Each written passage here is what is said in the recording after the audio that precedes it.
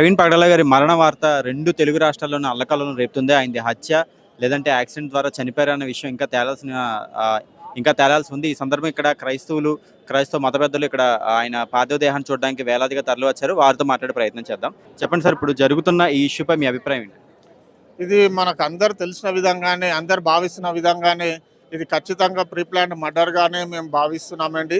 ఎందుకంటే అక్కడ ఉన్న పరిస్థితులు, సందర్భం అన్నీ చూసినట్టయితే అది ఖచ్చితంగా అది మర్డరే అండి. ఎవరైతే పిరికి పంజలు ఉన్నారో, సత్యాన్ని ఎదుర్కోలేక వాళ్ళు మరి ఈ విధంగా మరి ఇట్లాంటి ఉన్మాదానికి పాల్పడ్డారని మేము భావిస్తున్నామండి.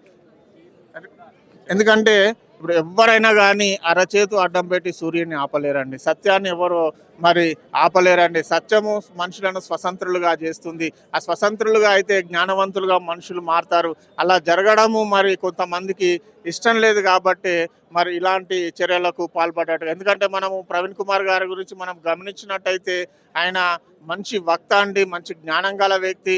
అనేకులకు అవేర్నెస్ ప్రోగ్రామ్స్ ఇస్తూ ఒక మంచి కార్యక్రమాలు చేత ముందుకు వెళ్తూ ఉన్నారు. సమాజంలో మనిషిగా బ్రతకాలని, కులము మతము అవన్నీ కాకుండా ఒక మనిషిని మనిషిలాగా చూడాలని ఆయన అనేక మార్లు ఆయన యొక్క వీడియోలో చెప్పినప్పుడు మనం చూసినాము. ఆయన అదే దిశగా ప్రయాణిస్తున్న వ్యక్తి ఒక మంచి మనిషిని ఈరోజు ఈ విధంగా చంపడం అనేది చాలా ఘోరం. ఈరోజు జరిగిన దాడి ఏదైతే ఉంది అది ప్రవీణ్ కుమార్ మీద జరగలేదండి, ఇది యావత్ క్రైస్తవుల మీద ఈ దాడి జరిగినది మేము భావిస్తున్నాము. ఎందుకంటే చూసినట్టయితే గతంలో కూడా అనేకులను ఈ విధంగా చంపారండి.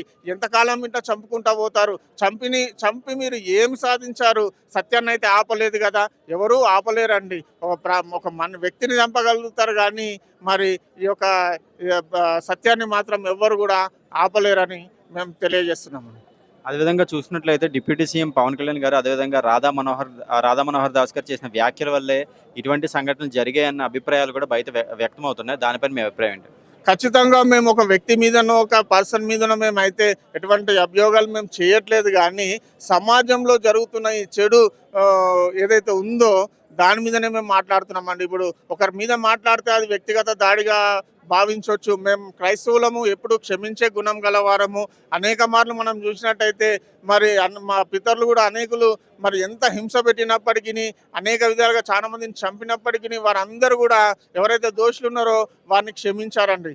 మేము కూడా అదే విధంగా ఉన్నాము. కాకపోతే ఏంటంటే ఒక మంచి అధికారంలో ఉన్న వ్యక్తి మరి ఆయన అలా మాట్లాడడం దురదృష్టకరం అండి. అలా మాట్లాడవద్దు. ఎందుకంటే మీరు అందరికీ నాయకులు, ఒక్క వర్గానికో, ఒక్క కులానికో, ఒక మతానికో నాయకులు గారండి. మీరు అందరికీ నాయకులు కాబట్టి అందరినీ ఒక తాటి మీద చూసి వాళ్ళందరినీ కూడా సమగ్రంగా మరి చూడాలని మేము అంటున్నాము. ఇక మీదట ఇట్లాంటివి జరగొద్దని మేము భావిస్తున్నామండి. ఒక కులానికో, ఒక మతానికో మీరు ముఖ్యమంత్రులు గారు, లేకపోతే డిప్యూటీ సీఎంలు కాదు, లేకపోతే లీడర్లు కాదు, మనుషులందరికీ కూడా అందరూ మీకు ఓటేశారు కదా, ప్రతి ఒక్కరూ మీకు ఓటేశారు.